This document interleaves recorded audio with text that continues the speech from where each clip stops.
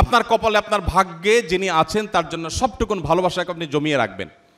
আপনি জানেন আপনার জীবনে, বৈবাহিক জীবনে একজন সঙ্গিনী আসবেন, এটা এক্সপেক্টেড। কিন্তু আপনি এখন থেকে যদি কোথাও প্রেমের নামে অবৈধ সম্পর্ক করেন, অবৈধ রিলেশন করেন, হারাম সম্পর্ক স্থাপন করেন, তাহলে দিন শেষে আপনি কিন্তু আপনার সেই হবু স্ত্রীর সাথে বিশ্বাসঘাতকতা করলেন। একজন নারী হিসাবে আপনি যদি কোনো ছেলের সাথে অবৈধ সম্পর্ক করেন জাস্ট সময় কাটানোর জন্য, জাস্ট টাইম পাস করার জন্য, তাহলে আপনি আপনার সেই হবু স্বামীর সাথে বেঈমানি করলেন, আপনি তার সাথে বিশ্বাসঘাতকতা করলেন। ইসলাম আজকের পৃথিবী যেরকম বৈবাহিক জীবনে অন্য কারোর সাথে রিলেশনকে খারাপভাবে দেখে, ইসলাম তার চাইতে আগে থেকে আমাদেরকে এ ধরনের অনাচার থেকে, এ ধরনের হারাম সম্পর্ক থেকে বেঁচে থাকতে বলে। গোটা পৃথিবী বলবে আপনার যৌবনকে আপনি এনজয় করেন, আপনি যৌবনের উচ্ছলতায় হারিয়ে যান, আপনি ভোগ করেন।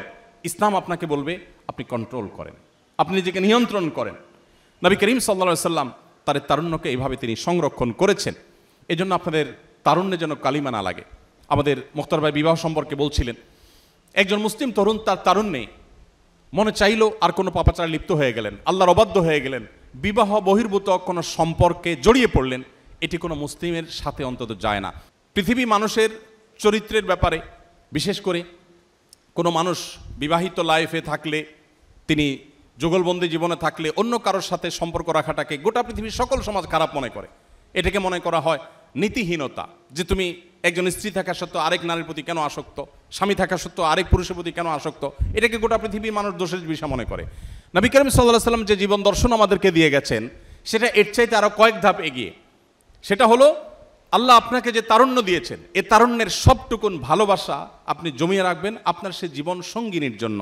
যেই যুবক তার তারুণ্যকে, তার যৌবনের চাহিদাকে কন্ট্রোল করতে পারে না, নিয়ন্ত্রণ করতে পারে না, তার চরিত্রকে হেফাজত করতে পারে না, তার সম্ভ্রমকে সংরক্ষণ করতে পারে না, এই যুবক আব্দুল্লাহ ইবনে ওমরের উত্তরসূরি হতে পারে না, এই যুবক ওমর রাদিয়াল্লাহু তাআলার উত্তরসূরি হতে পারে না, এই যুবক মুহাম্মদ সাল্লাল্লাহু আলাইহি ওয়াসাল্লামের অনুসারী হতে পারে না, এই যুবক কখনো আব্দুল্লাহ ইবনে মাসউদের অনুসারী হতে পারে না, এই যুবক সেই সকল সাহাবীদের অনুসারী হতে পারে না যেই সাহাবীরা মক্কার যাযাবর থেকে অর্ধ পৃথিবীর বাদশাহী করেছেন।